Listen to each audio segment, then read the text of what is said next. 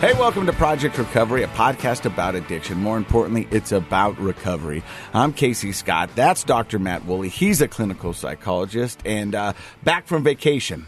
Yeah, took a little break. I went on spring break with my kids. Well, not all my kids. My oldest kid, Presley, the one who wrote the letter.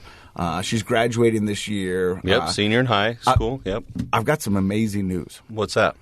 So, she just got a full ride to the University of Utah. Wow. Yeah. That's awesome. And For? We're not sure. Still, nobody really knows. The Scott magic happens crazy. Again. It's called luckiest man I know. It's like the For Utah Scholarship or something like that. And is it academic? Is she like yeah, she a 4.0 student? No, but she's smart, and she Yeah. did good on the ACT. And I go, how did you get this? And she goes, Dad, I'm not really sure, because there's a lot of people that are way smarter than me and did better on the ACT. But she did all of her paperwork and FAFSA or whatever it is and put stuff in and did it. You know what I mean? And so now she's got a full ride to the University of Utah. Wow. Like financial aid paperwork? Yeah. Why did she fill that out if she's getting a full ride? Well, I don't know. We don't know. We just did what... There's a lot to be discovered here, it sounds like. But we just did what we were supposed to do. And once again, it's kind of like how I'm doing my recovery. I'm just doing what I'm supposed to do. And good things happen. You know, and so now she's ready to go. And, Is she going to stay in the dorms? No. Well, so we talked about this. And I kind of wanted to talk to you about this because I remember my first year in college. The first time I left my parents' home, moved up and moved into a fraternity house. Logan, Utah. Utah State. Yep. And what was the fraternity? Sigma Chi. Okay. Gamma Kappa chapter. Gamma Kappa chapter. And but this is no reflection upon them, but I was not prepared for what was about to happen. It's a little bit of a reflection on them. I don't know if you know much about the Greek system, but I know in my recovery that I can't blame them for anything. Okay, that's fair. But it's still a little bit about I that. had choices, and I know there's a lot of people that went through the fraternity system that didn't end up alcoholics. That's true. And that ended up going on to become, very professional in their... There are good things about it. Yeah. And so I told her, and we just had this conversation yesterday, and she goes, Dad, what do you think I should do? And I go, what do you want to do? And she goes, I don't know. That's why I'm asking you. And I said, well... Honestly, I think it would be best for you to stay home for your first year and commute until you figure out what college is all about. I said, I really want you to get the experience of living with friends and doing all that. But I think, with this scholarship and having to maintain a certain GPA and all that, I don't want you to find yourself overwhelmed the first year. Okay. So if it was up to me, and it's not because you're 18 and you can do what you want to do, I would stay at the house and commute and figure it out, because college is different, honey, because they don't care if you show up. They're not going to hound you for your assignments. Right. And it's not like high school. I'm not going to get a phone call every time you miss class or anytime you check in late. It's all on you. Mm-hmm. So until you figure out what it's all about and what you want to do, I don't want you to be overwhelmed your first year, because I think a lot of people are. And I think they're more overwhelmed with the social aspect than the academic aspect. That's true. A lot of people can't handle that immediate freedom that they've never had before. And right now she's got it great. She's got people doing her laundry. There's always a full fridge, and then you go there and it's kind of the wild, wild west, and you sink or swim. Yeah. Yeah. And I think there's a valuable lesson there, because you find out who you really are. But there are some pitfalls that you can fall in. GPA by college year, freshman year statistically is the lowest GPA, because people are figuring things out. So they're making mistakes. They're staying up too late. They might be partying, or at the very least, they just don't know how to do college. I think that happened to me. I went to a small high school.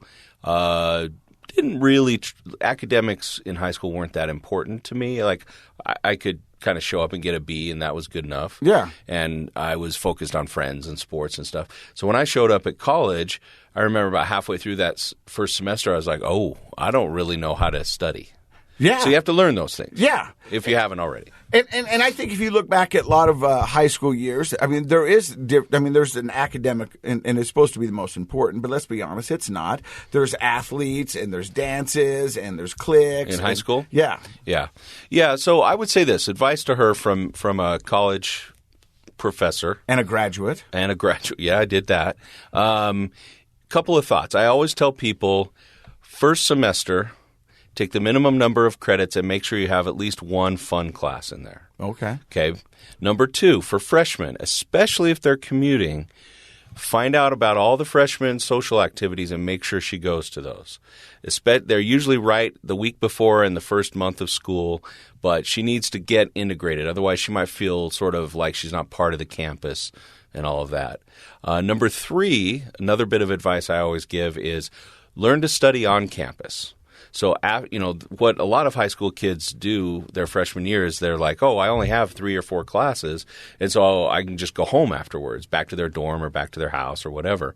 And you get all the distractions sink in. So I usually say pack a little lunch, go up, have your classes, eat, and then go to the library at least for 2 hours. Get as much done as you can on campus because she'll be more focused and not as likely to come home and sink into all the comforts of home. I really like that third one. I mean, I like the first 2, but the third one, good. Treat it. I said, honey, this is such a gift. I mean, not only to you, but to me and your mother. You know what I mean? It's financially. It's a huge gift. And so if she can keep her GPA up, she can keep that scholarship, which is awesome. For 4 years. Yeah. No, it's fantastic. And I go, but it takes a plan. Yeah. And I go, you need to treat this like a job. And I think, because right now, this is your job. I think they have a required freshman class that they take most schools do. Yeah, to get oriented. They didn't do that when I was a student, but to get oriented to the campus and learn. And she should find out like the study resources. There's a lot of tutoring resources. I also tell college kids and high school kids, tutoring isn't because you're dumb. Tutoring is because you're smart. If you have a challenging class, in the East Coast, the culture academically is everyone has a tutor. Mm-hmm. The reason is it's like, oh, it's better. I'm going to learn physics and chemistry and math better if I have some one-on-one. Ancillary. Yeah, there you go. Right, that's a good word. That's a good word. You've been waiting to use that. That means in addition. Yes, I know what it means. Thank you. All right. That word was brought to you by Casey Scott, C-Money. Yeah. So I think she should just find out all those resources, learn how to be a good college student. Don't overwhelm herself with classes. Learn to study on campus. And then college can be some of the funnest times of your life. Oh, and so that's the other part of it. I go, hey, I want you to get an education. I think that's very important. But I also want you to figure out who you are and what you like. Because I think that's like she almost wanted to do some online college. And I go, I think that's good.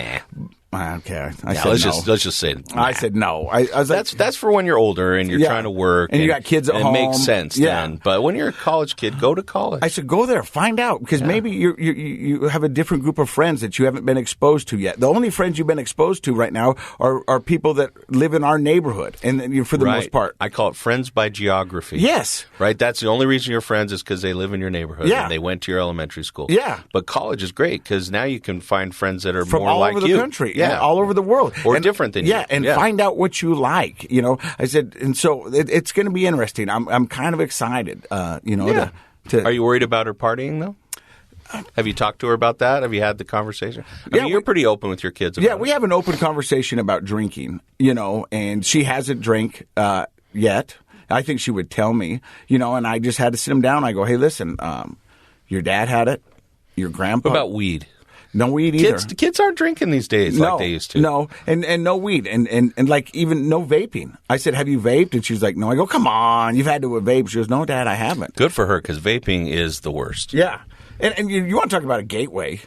Yeah, vaping. There's just nothing good comes from vaping. But what about mushrooms? No mushrooms. That's a big high school thing right now. Mushrooms have a resurgence right now. Yeah, they're all over. I've talked to 3 high school kids this month who have tried mushrooms for the first time since January. Yeah. Well, they're decriminalizing them in a lot of states, and that's another argument, like decriminalizing drugs, and there's probably some good reasons for that. But it's interesting how drug use is sort of fashionable. Yeah. When you and I were younger, it was alcohol, right, and tobacco products and things like that. Nowadays, most kids are kind of like, why would I drink? That's dumb. They don't really want to drink.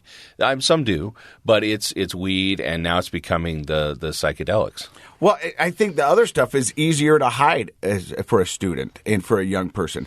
I mean, it's hard to hide when you're drunk in school. Yeah, and your breath and your eyes and your mannerisms and whatever. I don't know. I mean, I've had this talk with her, and I don't know if she's going to drink. I hope she doesn't. But you think she'll tell you? I think she will. Will you keep asking her about it? Yeah. Oh, yeah. Good. I ask her all the time. All the time. I ask all my kids. I know those posters are cheesy that say, like if you talk to your kids, it reduces alcohol use. But that is the key. Well, communication. I remember I was watching Outer Banks. For you guys who don't know, it's a teen drama on Netflix, and I got sucked into it. Because you use your time wisely? Yeah. And so I was watching Outer Banks, and so was my daughter Frankie, and she's in 9th grade. And I was watching it with her, and I look over and I look up on camera, and they're all doing cocaine. And I go, Frankie, what are you doing? She goes, Dad, it's just party drugs. And I had to stop the camera right there and go, honey, party drugs are just drugs. They just put party in front of it, right? And she's like, what? And I go, yeah, party drugs are drugs. They're just drugs. Yeah. You can dress it up all you want, but it's still drugs. It's still drugs. And we had a good conversation about that. But that's cool that she said that, because that was probably what we call a real Freudian slip, where just your internal dialogue just comes out of your mouth. And so that's interesting that she's been indoctrinated to think of it that way. Well, you think about the movies we grew up with in the 80s, Porky's and Animal House. First. Yeah, Porky's, Animal House, Stripes, all of those. Yeah. I mean, they celebrated debauchery and drinking. Absolutely. And they made it look super fun, and you're like, hey, I want to go do that. I idolized it. I mean, that's a lot of the reason that I kind of turned out the way I am, I believe, is that I idolized it. I looked at those guys. It looks fun. It looks fun, and they were getting the girls. And they're like, John Belushi, your heroes of movies and TV, they're the ones doing it. Yeah, and now you look back, and Chris Farley and John Belushi, they died at 27. Oh, yeah. Because of that, because you cannot maintain that. John Candy. What's her name? The song that says Amy Winehouse. So many. I mean, there's a club of people who have passed away at 27, and usually hand in hand with hard partying. Yeah, no, that's true. So, well, I hope she has a great experience. The University of Utah is great. I think it's. I also tell high school students this time of year, it's just like everything else. What you put into it's what you're going to get out of it. So if you have a plan for studying in academics, and if you have a plan for getting involved in there's so many cool clubs and things she can do that'll be fun for her to get involved with. The other thing is, and tell her this, get to know your professors. Yeah. Now, not for any other reason than a lot of them are really interesting people. If you think about what a professor is, and I'm not one of these kind of professors, I'm a clinical one, but these folks that just study one thing, if you're interested in that thing, you're actually in front of you is an expert in that thing you're interested in. And they know everything about it. They are uber nerds. Yeah. And they're so cool to talk to somebody who knows everything about something that sounds cool to you. I love it. You know what I mean? Yeah. And a lot of people are afraid, intimidated. They don't want to talk to just go up and talk to them after class. They'll talk to you. It's great. Okay. It sounds weird, but that's a fun part of college, the learning part. And every professor that I had interaction with, they were very nice and welcoming. You know what I mean? Everybody has a couple jerk professors. Sure. And that's what their thing is they're the jerk professor. Yeah, it's their persona. But narcissism is higher in college professors than the average person. Makes sense. Yeah. They're full of it. So this is the time where we shift gears and we go shift real quick. Well, I just have a quick. What are we calling it? A mental health minute. Mental health minute. I like that better. Mental minute sounds a little mental. Yeah. Let's just call it mental health minute. I like that. All right. Okay. Cool. I think that's what it was always supposed to be called, but I just messed up. Well, you'd like to do things your way. Right? I get it. Psychiatric Times. There's a new research article out. It's one of those meta-analyses that I like. So as a guy who promotes things for a living. Yeah. When you start something out with Psychiatric Journal, you lose a lot of your audience. So I would maybe start out with whatever it's about, and then I can fix it. Yeah, it's the Party Psychiatric Times. I'll just add party to the front, and then. It'll be like everybody will want to be on board. But Dad, it's just a journal. Right. It's just a party journal. Yeah. Okay, so Party Journal Psychiatric Times says, so I like meta-analyses. That's where they get a bunch of studies together and they run stats on those because they're more informative. And I don't know if people know this, but there's a high rate of co-occurring substance use disorders and eating disorders. Did you know that? They often go together. It somewhat makes sense to me because there would be times that when I was drinking You know what I mean? I wasn't eating healthy, and I would go, okay, I can either eat or I'm drinking, and drinking would always win, and so therefore I wasn't eating and I wasn't getting healthy. I don't know if that's the kind of disorders they're talking about, or are they talking about bulimia? They're talking about that is poor eating habits, I would say, what you're saying. And that certainly does happen when people abuse substances. But in this study, they're actually looking at 3, anorexia nervosa, bulimia, and then binge eating disorder, which are the 3 big common ones. And the truth is that if you have those, you're also at a high risk for also having a substance use disorder because they kind of go together. So I thought real quick I would quiz you guys. Okay. Todd's on in. this? I'm in. Okay. I'm in. Josh, Todd's our guest today. We're going to find out more about him in just a second. Yep. Todd's going to weigh in. So if of the substance use disorders, alcohol, cannabis, amphetamines, cocaine, which one do you think has the highest co-occurring rate with eating disorders? Like if you were just to pick out of those that I mentioned, and you can throw in like the psychedelics too. Well, what do you think has the highest? So I don't know if I'm going to do this right, but I would think alcohol and weed would coincide with binge eating. I would say that cocaine and amphetamines would go with anorexia nervosa. That is well thought out. Todd? I would agree 100% with that. That's Josh? Actually, yeah. Great reasoning. Yep. You got it. You nailed it. Yeah. So alcohol is number 1 across the board. That's the highest co-occurring rate. But when you break it down by disorder, you nailed it. You did. That's exactly right. Because I kind of lived it. Yeah, because you've been there. Yeah. But alcohol is high in sugar. I'm an uber nerd when it comes to addiction and recovery. Well done. Yeah. But yeah, that's true. And then of course, cannabis makes you munchy. Yeah. Right. And then people who are restrictive in their eating disorder tend to use things that are stimulants, so amphetamines, cocaine, and things like that. Well, and we talk about this show about recovery and addiction, and one of the reasons I started this podcast with you was because people didn't have a clear description of what an addict was. Most people thought it was somebody who lived down dirty old bum down here at the park, right? Somebody who's. But you think about some of the moms that we've had on this. Well, when we grew up, they depersonalized addiction, and you made it this kind of scary character that was usually homeless and riding trains at night. Yeah, just somebody that's sort of almost a mythic character. Yeah. But what do we know? It's moms, it's dad, it's police officers, it's doctors, it's lawyers, it's dentists, it's all of us. It's literally everybody. And so you get a lot of moms who are trying to get more out of their day. And maybe put on some weight because of the kids. And so they want to take something to get off, and they want to do more. And then next thing you know, they're not eating, and they're doing meth and depression. Yep. I mean, that's the real face of addiction. Not just the moms, but all of us trying to numb or run or do more or whatever it is. We haven't said it for a while, but we used to say a lot. It's no respecter of persons. No. And we've had this show over 4 years has proven that. Addiction does not discriminate. Let me throw one other thing out at you, and then we'll be finished with this, just so you know. But it's kind of interesting. Do you have any idea what they share in common, eating disorders and substance use disorders? There's a few traits. I'll just tell you. They both share risk factors such as high perfectionism, rigidity, and impulsivity. So those personality traits are kind of common in both types of disorders. And so people who are kind of perfectionistic, and how many times have we seen that on the show? Yeah. You guys are all in. You're 100% in, whatever you're doing. If it's cocaine, 100% in. If it's starting a nonprofit, 100% in. Right? But you think about it, those same characteristics are also the same characteristics that you could put against highly successful people in America. Yeah. Well, the impulsivity maybe not, but the rigidity impulsivity unchecked is going to get you in trouble, right? So you're right. It's kind of like where you point it. Yeah. Like if you have these traits and you point them in a healthy direction, you're probably going to end up with success. How many times have we seen people who are homeless, didn't have a job, but somehow managed to find $1,500 a day to feed their habit? And we would sit there and we'd look at them and go, I can't find $1,500 I know. And you'd go, if you could just channel that energy, I know, you'd be unstoppable. And they go, I know. And we've had them on the show once they've channeled that energy, and they're doing amazing things. It's great. Our guest today is Todd Smith. He reached out to me via Facebook, and he said, I've got a story I want to share. Yeah. What made you want to share it?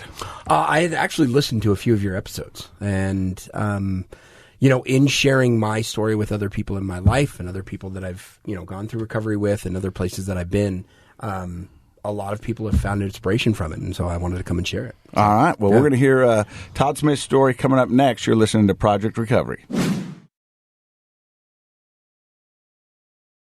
Welcome back to the podcast. I'm Casey Scott. That's Dr. Matt Woolley. Our guest today is Todd Smith, who said he's got I don't even know why I can't say that, but he's got a story you missed that to share. Already. Yeah. I know. Yeah. It's the alliteration that gets me going. You've had a big day. Yeah. You've had a big Well, day. I actually just got a text from my kid's school that I got a maturation class tomorrow with my fifth grader, my son. Yeah. I think you might need a review. I think it might be a good class for you. That mustache you're growing, I think you need a little review. Let's not make this about me. Let's make this about Todd. So, Todd, where does your story begin? Oh, my story begins early 20s. So I actually worked promotions for what used to be Hot 94.9 back in the day. Yeah. Oh.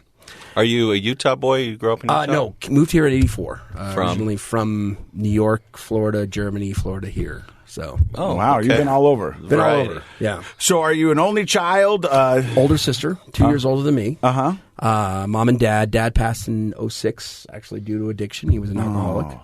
And so my story, funny thing, we were talking about college. That's where my drug story started. But before that, in your early years, what was your family's thoughts about drinking and smoking? I mean, did they ever sit you down and say, hey? Never had the talk because my dad was an alcoholic. My dad was a fully functioning alcoholic. We moved around because of his job. He was an engineer. He worked for NASA during the Apollo projects. He developed a bunch of technology for different military applications. And so we moved around a lot. So he had these top clearances, but every weekend he would get drunk. Every weekend he would drink himself into oblivion. And so there wasn't ever really a talk about don't do this.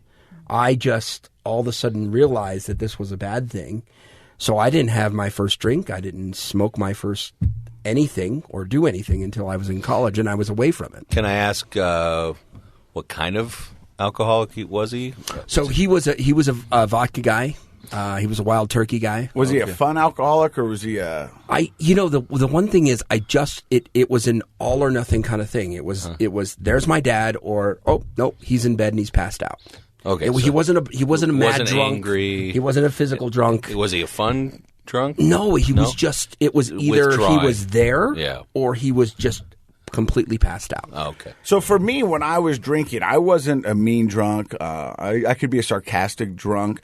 But often when you are an alcoholic, my ex-wife used to say it all the time, you overshot your window. And we've had people on here say that. So you go from, hey, to woo, you know what I mean? And so there's maybe an hour where you're not sure if he's drunk and you're not sure what's going on. And then you go, oh, he was drunk. Yeah. You know what I mean? And so it seems like something like that. Yeah, and one specific memory that I have is we were replacing the grass on the side of my parents' house. And my dad had gone down in the morning and gotten one of those cutters that cuts underneath the sod to pick it up, and then we were going to lay new sod. Right. And I remember he had gone and got it, and he taught me how to use it, and I was using it, and we were laying new sod on the ground, and my mom came out, and she threw a bottle down on the ground, pissed off at him because he had been drinking. And that was kind of the first thing. I mean, I think it was 10 or 11 years old at the time, maybe 12. And it was the first time that I had realized that, there's a problem here. A problem. Yeah. I always saw the bottle of wild turkey on his desk, but then what I started to notice was my mom was emptying vodka bottles that she was finding hidden in his room. Okay. He got to the point where when he knew he was going to drink, it was going to be a binge. So he would buy, the half-gallon bottle of Pop-Off or whatever it was. Yeah. Yep. And then he would buy a fifth, and then he would buy a pint. And he would hide the fifth, and he would hide the pint, so that when my mom saw that he was drinking, she would pour out the handle, then he would be able to go get the fifth, and he'd finish that. Then she'd find that, and he would still have the pint to go to. alcoholics, I guess addicts of all kind, are very resourceful and very kind of crafty. Yeah. And there's that technique. I thought you were going to say the other one, which is they leave the 3/4 full bottle out for everyone to see. So you can point at it and go, so hey, you're like, man, look, I've only had this much. Yeah. But then they've got the other bottles stashed away. Right? Now, I will tell you the most impactful thing that happened to me understanding my dad's alcoholism was, I'm going to say that this is 2016, 2017. My girlfriend at the time and I were redoing my mom's front yard, doing all the bushes and everything like that. And we were redoing the ground cover around the bushes, so taking up the black plastic and the bark chips. And I took up the black plastic and I found a golf ball sitting by one of the bushes. And I'm like, oh, that's weird. Yeah. Are you close to a golf course? Huh? No. Oh, okay. So I lifted the golf ball up, and there's the top of a bottle right there. He had Dug around, lifted the bottle out. It was a half bottle of vodka that he had buried in the ground. wow. So that And he marked could have with a the drink. golf ball. And That's marked like with X- the golf ball so he X knew marks where the it spot. was. Wow. And I'm like, wow, this is the depth of it. Because after he passed in 2006, we cleaned his bench area, and I found a pint here or an empty bottle there. But 10 years after that, finding this crazy. bottle buried in the ground. That is amazing. So having an alcoholic father, you said you stayed away from alcohol and drugs. Most of your Well, let me ask real quick, here we though, go. just because I'm curious, the dynamic there, because you mentioned your dad was an engineer, and he worked for NASA and military development and stuff. So hopefully the listeners didn't just skip over that. That's a really bright guy. Yeah. That you get that engineering at that level is really impressive. Most engineers can't do it. Right. So how did that impact his career, the drinking? So, in fact, towards the end of his career, right before he retired, was when the binge drinking became more, and kind of unmanageable. It was moving into the week. You know. Yeah. It was. I always remember that my dad never took a sick day. You know, his vacation days or his sick days were used up on vacation. But as it got towards the end of his career and as his alcoholism got Unraveled deeper, a little more. Yeah, his security clearance is what came into question. Yeah. Because, and you mentioned security clearance. That's really high-level work. It truly is. And, I was just kind of curious. So he made it to retirement, but it started to fall apart at the end. And it was at a point where his boss had to say to him, "Hey, you're going to have to do other things because we can't have you doing this if this is a part of your moving life." him around. Yeah. That makes sense. And then after he retired, then when the 4, 5, 6 day binges started coming into play, eventually what took his life. So, with that being said you stayed away from drugs and alcohol most of your early education. Most of it until I got into college. Yeah. And saying when you guys were talking about your daughter staying home, I think is the best advice, because personal experience for me was the summer in between my high school senior year and my first year of college, I got 3 speeding tickets. And they said, "Hey, we can either take your driver's license away or you have to go this long." And my parents were like, "Whoop, take his driver's license away. What are we going to do? Are you going to ride the bus every day?" No. We'll just put you up at the dormitories. Oh. I mean, that is the catalyst of where my understanding of drugs and everything took into play.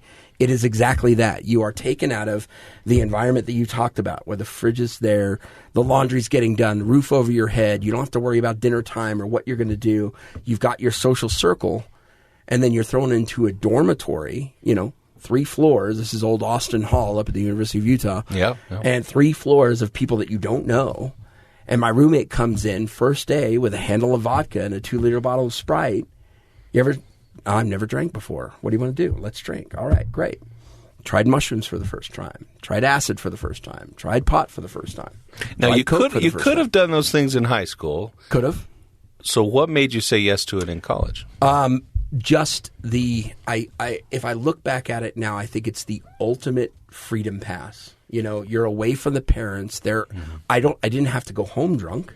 Your I decisions could go to my dorm room. Yeah, Right. but your decisions are your decisions now. Yeah. And there's no supervision. No one's going to see what No you're one's there. doing. And- Had you always had it? I mean, I think when I've talked to people who've grown up with an alcoholic parent, they will often say what you said, which is like, I saw what my parent was doing. I didn't want to do that. But then after we talk about it for a while, they'll usually admit, but I had a little curiosity about it. Yeah. Like I was kind of curious. Even if it's a morbid curiosity, I wonder what it would be like. I don't even think it has to be morbid. I think the curiosity is I want to know what was so attractive to my dad or my mom that made them almost risk, or a lot of times risk everything. Yeah. There's got to be something to this. The high's got to be so high, or it's got to be so amazing that it's worth risking all this for. Now, I can tell you on the other side, it's not. It's not. Right. But when you're 18, what do you know, right? And they still glamorize it in Hollywood. They still glamorize it in music. And I mean, it is what it is. And I think your experience, Todd, is probably very similar to most kids who live in the dorms, right? Where somebody shows up and that's the first time, but they've got it, and they realize, hey, we can just sit here and drink. Nobody's going to come walk in on us. No, we don't have to wait for the garage door open to hide it. We don't have to go up in the woods and drink it. Right. I mean, that's right. We can just do it right here. Right. Yeah. And I think that's probably a very common experience. And that's why I think her staying home the first semester or the first, part of the year, I think it's the smartest thing in the world. Approved. Yeah, I'm gonna tell her it's Todd approved. Todd approved. Yeah. So the first year, you kind of went off the rails. You had the ultimate freedom pass, he said. That's it. Yeah. And did you go to school, or did you just kind of leave? No. They asked me to leave after my second semester there. They did, It was the lowest grade point average that my counselor had ever seen. Really? Yeah, 0.05. I failed every class, but I got a D- in acting. You got your name right. Yeah. Kind of like getting your name right on the SAT. Yeah. And so, how do you explain that to your parents? So they didn't really. I just explained it as I didn't want to go to class. The other thing is that coinciding with food, you get a little food card when you're up there. Yeah. And I was spending it all within the first couple of days. And so I would call them on Friday for more money. You got it deposited on Monday. Well, I need on Friday or Thursday. I'm running out of food. I'm running out of money. And so when I failed out, I just said, I wasn't going to classes. It wasn't disciplined enough. My mom at the time was working for Salt Lake Community College as an accountant. So she's like, you'll just come here. I'll take you to school every day. So I went to school there, didn't graduate from there, just kind of fell out of it.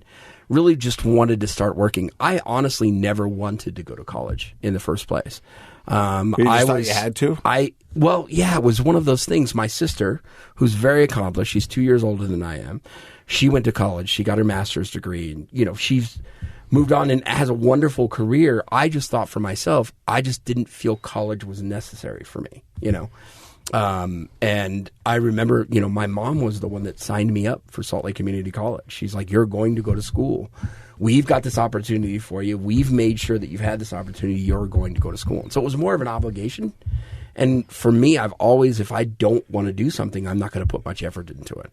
So I lasted another year there. And then I finally just told my parents, I just don't want to go to school anymore. So when you moved out from the dorms, did you move back home? Move back home. Yep. And how did the partying go when you were living at home? It ended 100%.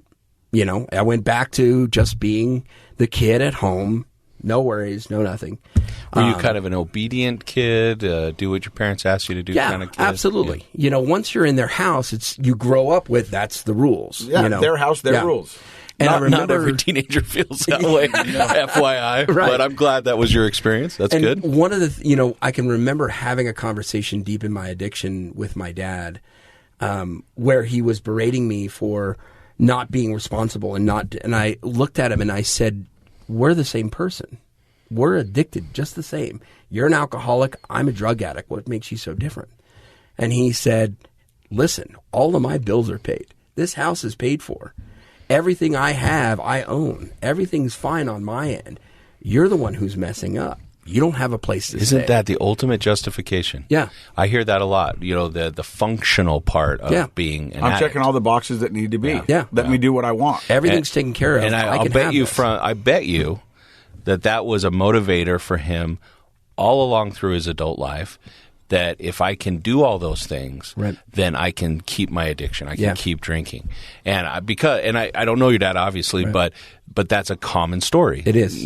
For a lot of folks. Well, it was my story. And that's why it was just the weekends for him. Yeah. Friday nights coming home with a bottle, Yep. and just railing through the weekends. Plowing into it, yeah. Well, we talk about it all the time on the podcast. It's a functioning alcoholic. I mean, the main word there is alcoholic. Yeah. Right. You know what I mean? But you justify But if you're it. the functional alcoholic, the main word is functional. Yeah. That's what you focus on. Yeah. And when you're talking to somebody else, that's the only thing you could say. Because, truth be told, he was an addict and an alcoholic, just like you were. Right. But that's also cultural, right? That's interesting that your dad said that, because back in the day, that we saw it as drugs were a worse addiction than alcohol. It's just alcohol. Right. It's just alcohol. Yeah. I'm not as bad as you because you've got this drug addiction. Right. I'm just an alcoholic. But as we know, addiction is addiction. Yeah. And as, according to my mom was always one of those people who believed that nothing good happened after 10 o'clock. That's why her curfew was 10 o'clock. Yeah. Right. So in I can almost picture that in my dad's mind, he says, I can go down to the store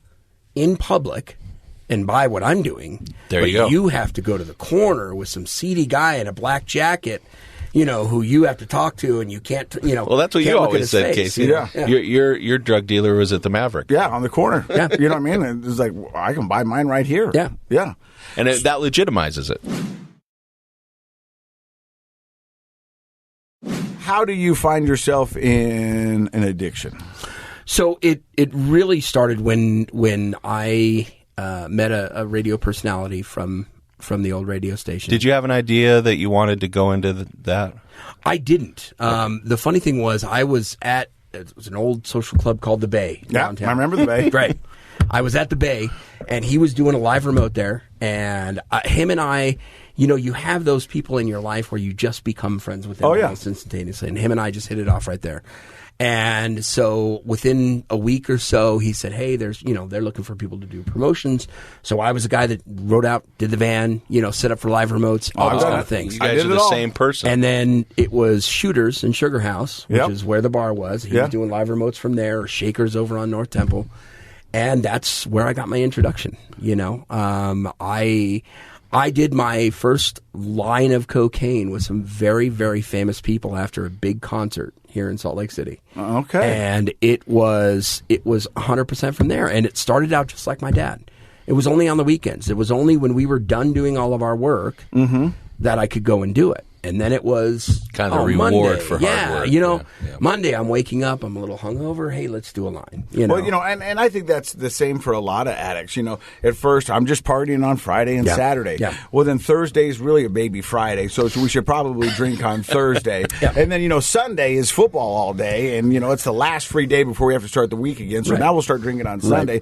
But then there's Taco Tuesday, and you can't have tacos without beer. Right. So we might as well do Taco Tuesday, and then Cinco de Mayo is right around the corner, and then St. Patrick's. You know what I mean? Then it just becomes just an excuse, and then you're finding any excuse to use it. You've got a calendar open, and you're like, oh, got it. All these days. Yeah. Groundhog Day, Flag Day. Look at that. Yeah, Arbor Day. Yeah. Yeah, we're planting trees. National Let's get drunk. Siblings Day. Let's do that one. So then you say it starts to take over your life. Yeah. So then, literally as I... How quick did it escalate? Within a year or two. Really? It went from, just on the weekends, and it was, maybe $20, $30 of cocaine back then, which is maybe like half a gram, to then it was literally 2 or 3 8-balls a week. So I know this because I've worked in radio, and I've done that. I've driven the vans. I've set up remotes. I've done all that stuff. That's how I started my career. And I also know what it pays. Yeah. And not a lot. No. Not a lot at all. So how are you affording 8-balls? And I was working other jobs on the side, but I was also very good friends with my drug dealer. And so won't mention any names, but the personality that I was friends with would give me free tickets to stuff or CD packs or stuff like that. It was a joint effort between all of us there at the radio station. At one point in time, I became the drug dealer for the radio station. Okay. And whenever there was an artist that came in, I was the one that was Man, you giving guys out are like drugs. the same person. I wasn't the drug dealer for the station.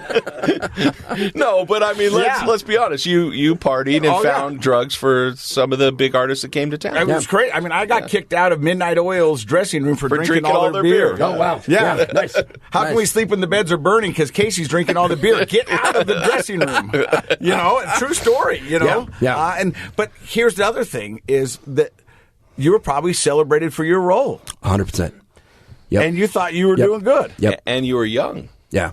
So that and it was a lot of attention. Having all that attention from celebrities, local and international celebrities. You felt an integral that's part powerful. of the machine. Exactly. And back in those radio days, I had Todd West was the name that I used when I did, street team or broadcaster, stuff like that.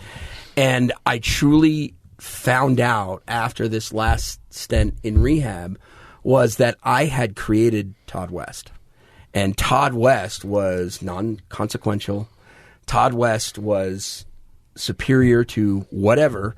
And Todd Smith, he was back here. He was in the background waving his hands going, hey, I'm still So we here. call that a persona, right? Exactly. And the mind is really, really powerful. What happens a lot with celebrities, and I would have put you in that category because you had a persona and you had a microphone and you were on the air, is that you really start to dissociate and separate your personalities. Yep. And so it's not too much different than what they used to call multiple personality disorder. Right. It is different. Yeah. But when you're in that character, you can have the freedom to be whoever that character is that you've created. Right. And you created a really fun party, the guy, no consequences guy. Yeah. And so it's no breaks. Let's just go. But I've lived this story. I've heard this story before. Does it start to get in the way of work? Everything. I mean, I can't even tell you, when the radio thing kind of died there was a club downtown that I used to go to Papillons, and I got busted doing coke in the bathroom. And so was coke your DOC? Yeah, that was it. Yeah, that was it. I didn't, when I smoke pot, and then I have to sit down for about 4 hours. Yeah. And not do anything and hear all the noises and see all the sights. And then, it's 1 or 2 puffs and I'm done. And alcohol's been the companion drug to my cocaine use. Yeah. It's kind of how I stay level, Which is crazy because you do more cocaine to stay up and so you can drink more. Yeah. And then you're just spending double the money. Yeah, exactly. And I've never been, the funny thing is with my dad's alcoholism, I've never drank hard alcohol to extent. I'll do a shot here and there. But sitting down drinking hard alcohol is it's not my thing, So you get busted doing cocaine in Papillons. Yep. That ends the radio career. That ends the radio career. Yep, that's done. And so then what? Because you've got this persona, but now you don't have a stage. Now I don't have a stage to do it on. So I went into sales, telemarketing, call centers for the next 20 years. That's where I was. Oh. And, it was very, very good money. In the beginning, I started out with a company called RPM, and we were at the internet boom. We were selling coaching programs and advertising packages for home-based web businesses. So it was an all-commission job, and we make anywhere from $1,000 to $9,000 on each sale. Wow. And it's just money, just coming in and coming in. And there was that kind of, I guess, progressed the personality part of it. I was going to say, you can kind of stay in that persona in that kind of a job, in that right? kind of a job. I can be whoever I needed to be for the person on the other end of the phone. So getting busted doing cocaine in the bathroom wasn't the downfall. No. It was just like, God, we're going to close this door. Here's the next one for you. Okay. And then you burst through that one and find much success. A lot of success. Different companies that I work for, kind of in and out, everything. And then it kind of moved over and started taking over the personal life as far as relationships and, losing touch with the family and all of those different things as well. Wow. Yeah. I mean, that escalated quick. It very much so. I mean, it took, 15 years or so for it to do it, but yeah. But and I'm probably getting some flack for saying this, all 15 weren't bad. No. Usually it's the last 2 or 3. Right. But looking back on a sober mind, I can tell, because I used to say that, like, hey, they weren't all bad. But they weren't all good either. Yeah. And looking back, and it's funny what an addict brain can make you think. Because you go, well, if I really go back and look at it, it was pretty bad. Now, I will tell you that there was a slight break in between the time of doing radio and getting into call centers. the drug dealer that I was working for wanted to start himself into a pot business. And so I was at this point with him where I was like, I can't give him any money. What can I do for him? And so we had a sit-down talk one time over a nice pile of drugs. And he said, well, listen, I want to go get some pot. He said, why don't you take a trip down to Arizona, pick it up, and drive it back up for me? I'm like, sure, no problem. So flew down there, picked up a rental car. Rental car got taken by some other people. I sat at a hotel. Rental car came back. They gave me the keys, drove up to Utah. He hands me $5,000. Whoa. Great. Started to do that. Did that about 5 times. And then the last time that I did it, I got pulled over by Highway Patrol with 232 pounds of marijuana in the back of the car. Oh, my gosh. That's a lot of weed. Wow. And the cop that pulled me over, his name is Sergeant Mengelson. I'm imagining, I mean, this is 99, so I imagine this was, he's no longer with the force anymore. But he has a allergic reaction to the smell of marijuana that was actually admissible in court. And when he pulled me out of the car, wow, he immediately had his reaction. He said, I'm just going to ask you, what do you have in the car? I've got a dog on the way. We're going to search it anyways. And so I just admitted to him right there. I've got 232 pounds of weed. And he's like, put your hands on the hood. Here we go. So they take me back to the jail. This is Nephi, Juab County. Okay. And he takes me into the room and he said, you can help yourself out here. And I said, I have no idea what you're talking, how do I do this? So they had CIB from Richmond come in. They had the DEA fly down. They want you to roll over. They wanted me to roll over. And I was like, you bet. 100%. Because, and this is the way it is. As a matter of fact, I'm on board. 1 year for every 10 pounds that you're carrying over interstate lines. So 23 years in prison was what I was facing. Oh, wow. And I said, absolutely no problem. So they got everything together, and it was very time sensitive because I had to be at where the drop-off point was. And it was the old Scone Cutters on 90th. Okay. And so I drove up there, and they said, when you get out of the car, the way that I would leave the car is I would have a friend come pick me up. I would leave the keys under the mat. So they gave me a fake set of keys to leave under the mat.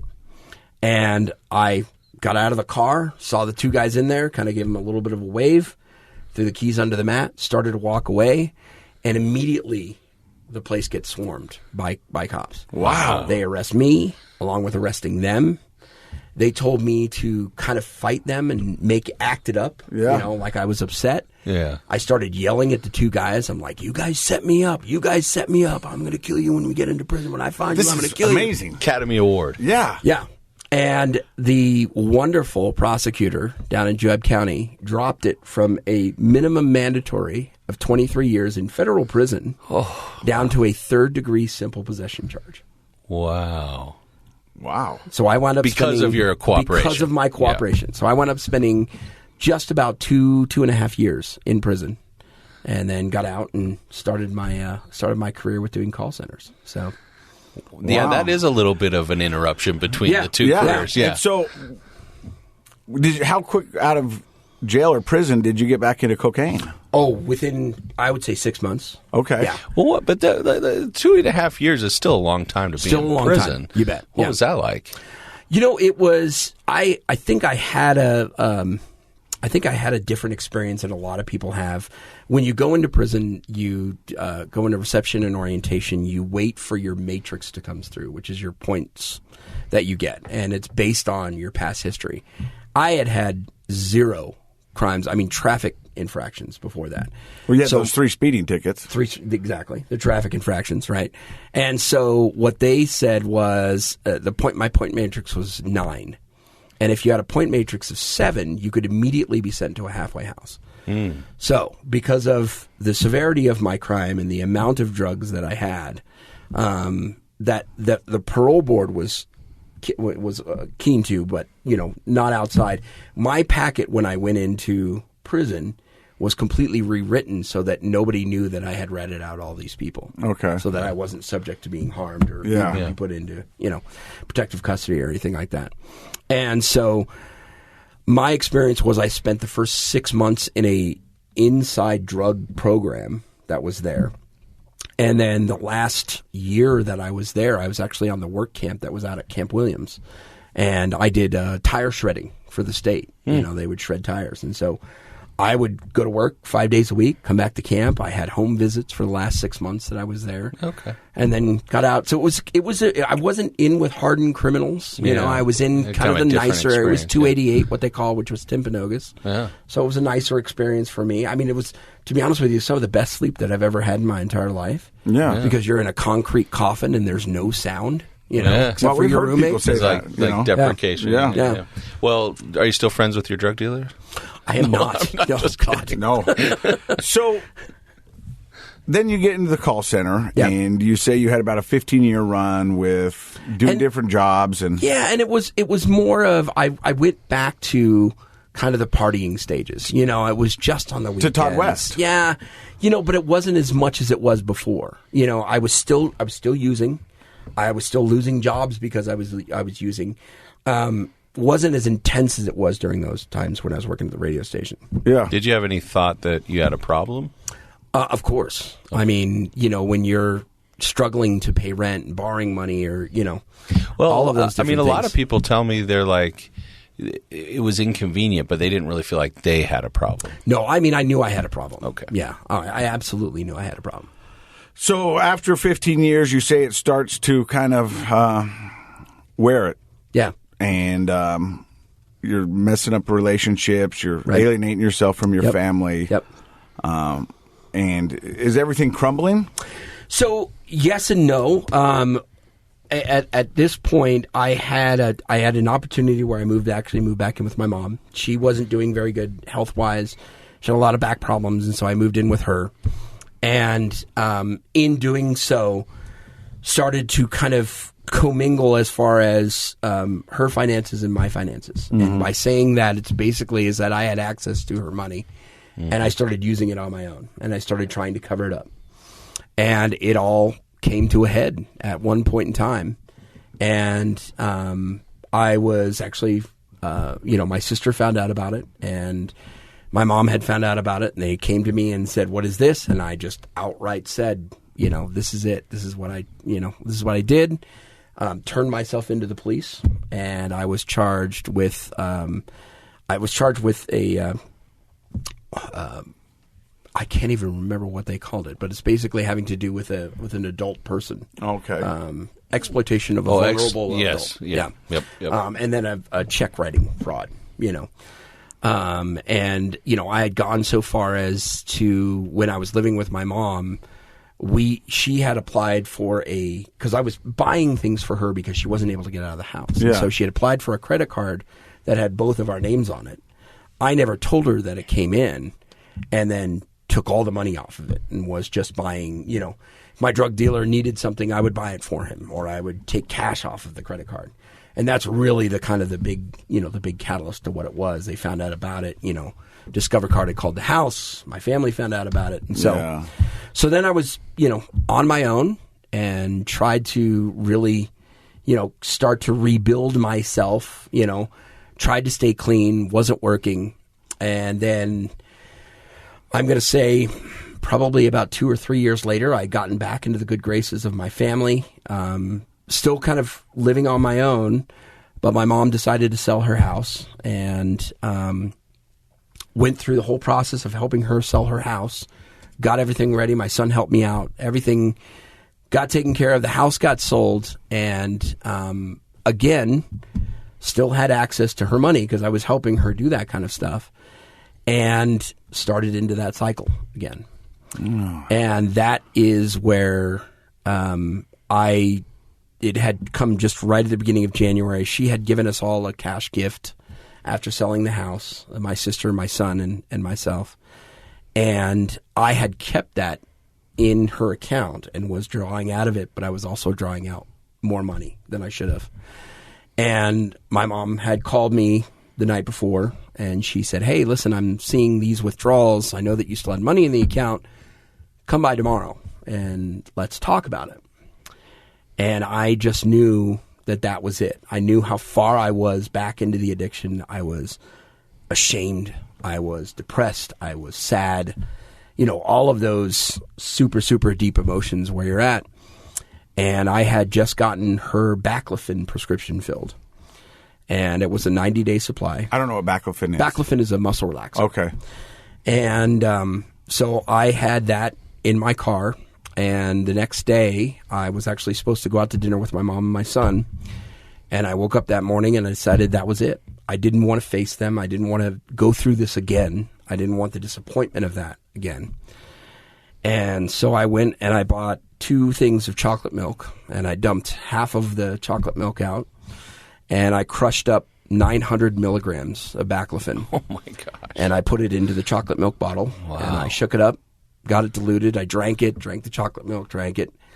My plan was, if you're driving on the I-80 right there at State Street and it goes to the 21st South Freeway. They call that the spaghetti bowl. Got it. You drive off that to go to the 21st South Freeway. Right there at 9th West, there is a retaining wall that holds up the overpass. Yeah. My thing was, I'll take this, I'll wait 15 minutes, and then I will drive that car directly into that cement overpass. This was your plan. If that didn't kill me, the pills would kill me.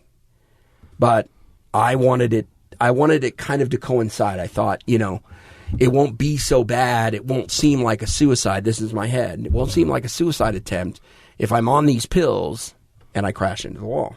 Yeah. But it was a suicide attempt. It was, 100%. Yeah. And I tried 3 times and just couldn't do it. Could not drive that car into that barrier. And I wound up making the circle kind of around. And the last time I parked right there by that Tesla dealership. And I had made it a video email to send to my sister to tell her I had been taking money again. This is it. I'm truly sorry. I made an video email for my son, and I had scheduled it to send it out an hour later than the time that I was. And I remember throwing up a couple of times. And the last time I looked at the clock, it was 11:45 in the morning. And I woke up 4 days later in respiratory ICU at LDS, or not LDS, but the hospital on 53rd. Oh, yeah. Wow. So somebody found you. Somebody found me 11 hours later, aspirated. Yeah. It was January, so it was, 20 degrees outside, which helped save my life. But completely lethargic, non-responsive. I was on breathing, I was intubated the entire time that I was there. And for a few months after, I did not remember why I had done it. I remember that it had happened, and I knew that I had done it intentionally, but my memory was just a spot here and there, of things that I had done. So you wake up in the ICU. Yeah. And they tell you that they found you. They told me that they had found me. And I remember the most significant part of that event was when they moved me from RICU up to the regular floor. The medical director of just the general hospital, I don't know what his title was, but he came in and he looked at me and he said, "Do you know what I've been doing for the last 2 hours?" And I said, "No." And he said, "I've been looking at your medical records." He goes, "Every test, every scan, everything that they've done in the last 5 days, I've been looking over." And he said, "The amount of drugs that were in your system, it is absolutely impossible for you to be sitting here in this hospital with me right now." Wow. There's no medical reason in the world why you should be looking at me and sitting in this hospital right now. You should be dead. And he said, "I just wanted you to know that when you leave here, how much of a miracle it is that you're still alive." And that was the punch in the face, the punch in the gut. That was the moment That got through to you. that hit me, And every day since then, I always think about that. I have the picture that my friends took of me in RICU with the tubes down my throat and the monitors all over me. And it is just a constant reminder day to day that it is an absolute miracle that I'm sitting here. Wow. So you get gut punched. Where do you go from there? I mean, so I don't want to assume, but I'm going to. That was your rock bottom? That was it. Yeah. Maybe that's the ultimate freedom pass. That is. Right? Yeah. I mean, 100%. For real. Yeah. In a real way. Yeah. Yeah. And in a real way. So a failed suicide attempt. Right. You wake up in the ICU. Where do you go from there? So because it was a suicide attempt, they have to evaluate you before they let you go. Mm-hmm. So I was very fortunate. I got sent up to LDS Hospital, into their unit that they have up there, and they did the full evaluation. I talked with a psychologist, and they were making recommendations. And the nice thing about it is because I wasn't working at the time, and when I was doing all of this, I'm indigent, as they call it. And they said, this is what we can do for you. We can send you to Phoenix Recovery Center, and they can take care of you. And so I got on with them, and I was doing their 90-day intensive outpatient programming, which is 6-8 hours a day, depending on what classes that you're taking, depending on the day that you go through. One of those classes was it's a cognitive awareness class where they teach you about how drug addiction works, how the brain cuts off, the cognitive side of your thinking and says, oh no, you're just looking for the pleasure. Here's the realistic side of what you need, but no. The pleasure takes over. I always thought that I was just a terrible human being because I was an addict, that I chose the drugs over my son, or that I chose the drugs over my family, or that I chose to steal money from my family, that I was just a terrible human being, when in reality it is this physical manipulation of your brain pan, and it says, nope, you're going to go do this, consequences be damned, Yeah, it's an override. Yeah. And a lot of people don't understand that once you get into recovery, your brain can normalize back out, and that person that you were before, right, or that your common sense, your cognitive abilities, judgment, foresight, reason, problem solving, a conscience, those sorts of things can return in recovery. But you're right. I think you were a victim of the what's promoted out there, that you're a bad person because that's somehow you made the choice to be a bad person. But I can tell just by how you've been talking about it, you love your family. Oh yeah.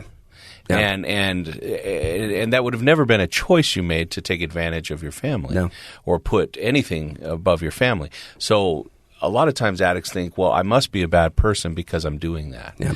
But it's not until they get sober, they're in recovery, and the education piece, it seems like that was a light bulb moment for you. Very much so. Yeah. So you get a punch in the gut, then you get the light bulb moment.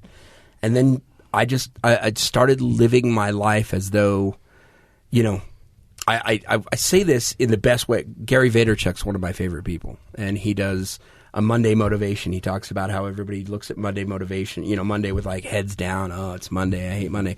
And he says, well, what if it's the last Monday of your life? Where's your thinking there? And so my life is, calling sick, right.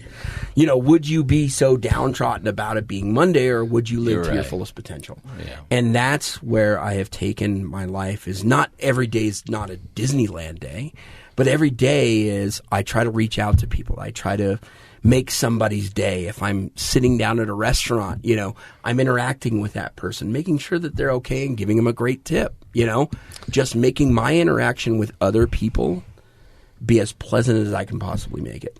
So it's an epiphany. Yeah. Because you really shouldn't have had any more Mondays. No. And the chief medical officer of the hospital told you that. Yeah. He's the man in charge. Yeah.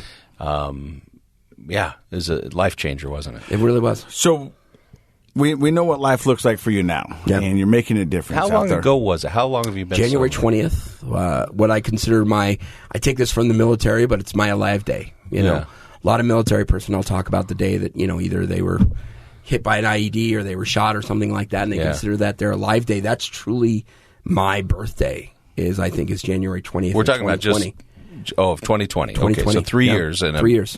Change, yeah. How's your relationship with your mother now? Fantastic. She lives at Legacy Village in Sugar House. I see her minimum once a week. We have a wonderful relationship. She spent all of those days in the hospital by my bedside. And really, even though she has been the victim of my addiction, she's my biggest cheerleader now. That's amazing. Yeah. Recovery is so amazing, not only for the addict that's in addiction, but for the loved ones around them. Yeah. She got her son back. Yeah.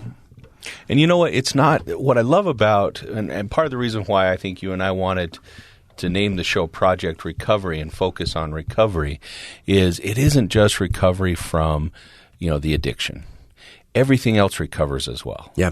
All of your relationships, your zest for life, meaning of life, purpose, those things recover too. And I can tell you've recovered your relationship with your mom. How about other family members? Son is great. Sister is fantastic.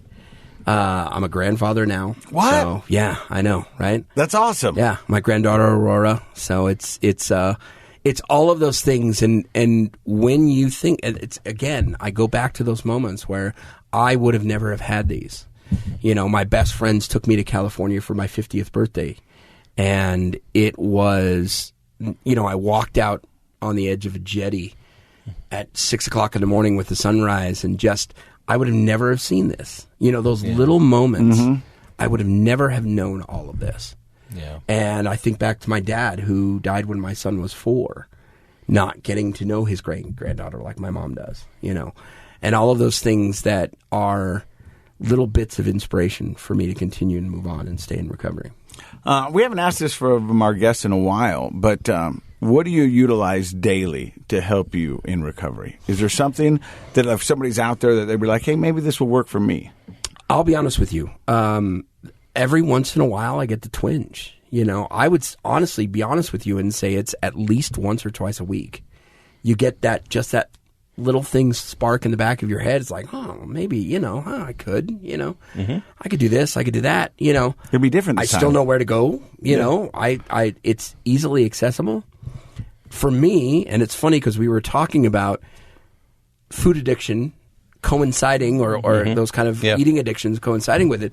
For me, when I get to that point, I literally will go to a 7-Eleven or a grocery store and I will just buy the food that I love.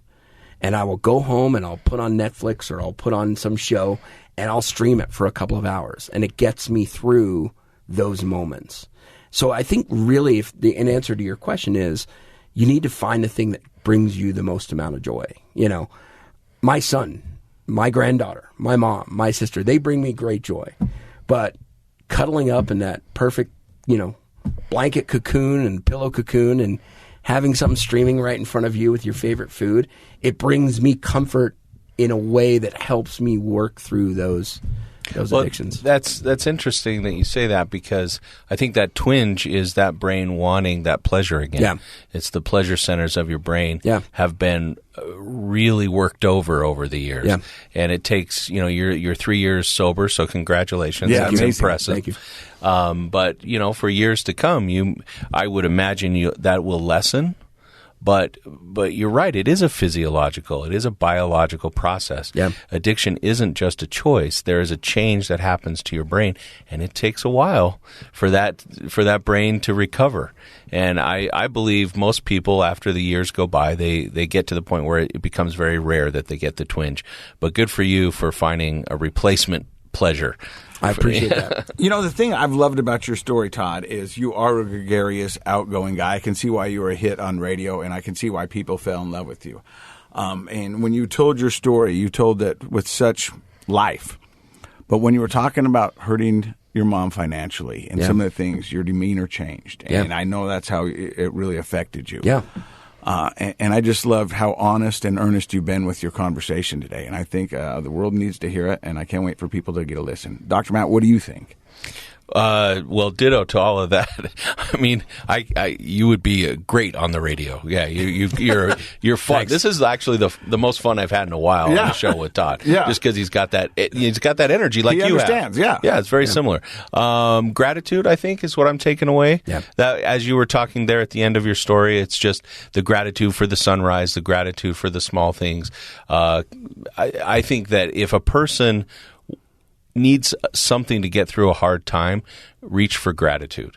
Gratitude will get us through a lot of our emotional hiccups that we deal with, and so that's a good reminder for me. So thank you very much. I appreciate that. And I just want to say that I'm going to, we have numbers now, and I'm going to give you the number, and I'm just going to say, you know what? Yeah. As far as that's concerned, we can just give my number out. if somebody calls in and they want to talk to me, I would love to talk to them. I'd love to help through it. We will do it. You know, Absolutely. that one person, so that'd be great. You're amazing. Thank you for stopping by and sharing your story. Thank you for hanging out with us today. And in case you forgot, Project Recovery is what, Dr. Matt? It's a KSL podcast. Todd West is no longer. No, gone.